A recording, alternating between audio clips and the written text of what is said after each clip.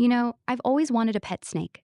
And I still do. But as much as I want it, there are just some things in this world you can't have. That's because back in 2001, the Philippines passed the Wildlife Resources Conservation and Protection Act.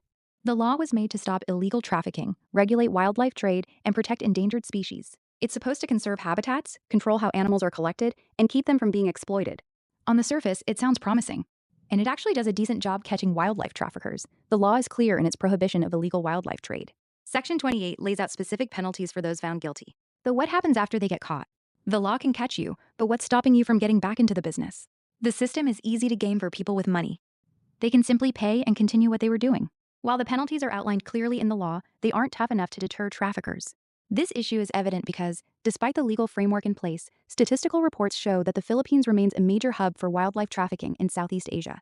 Now, while penalties are one part of the puzzle, there's a much bigger issue: the destruction of wildlife habitats. The law legally recognizes that wildlife needs safe spaces to survive. However, we continue to lose massive areas of forest, wetlands, and protected areas to urban sprawl and deforestation.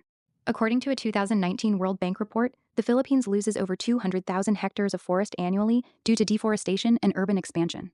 So why is this happening, despite the law clearly protecting wildlife habitats? It's because urbanization is seen as a necessary part of development. The law bans destroying critical habitats, but urban growth is still legal. There aren't strong regulations to balance development with conservation. RA 9147 doesn't fully show how human progress and environmental protection can coexist. A lot of zoos like to call themselves conservation centers.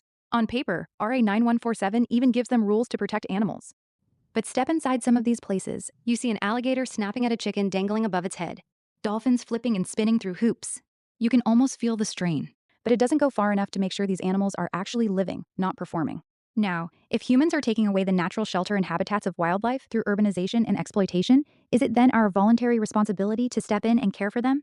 According to RA 9147, as long as I have the money and know-how, I could technically start my own little snake sanctuary. But just because I can, doesn't mean I should. Ever heard of the paradox of choice? It basically says the more responsibilities you take on, the harder it is to manage them all properly. You think you can handle it, but eventually, things slip through the cracks. Researchers at the University of California found that people who hoard animals often get completely overwhelmed, cognitive overload, they call it. Animals end up in cramped, messy spaces with their needs unmet. Humans can only manage so much. If RA 9147 is going to actually work, we need stronger enforcement and clearer rules.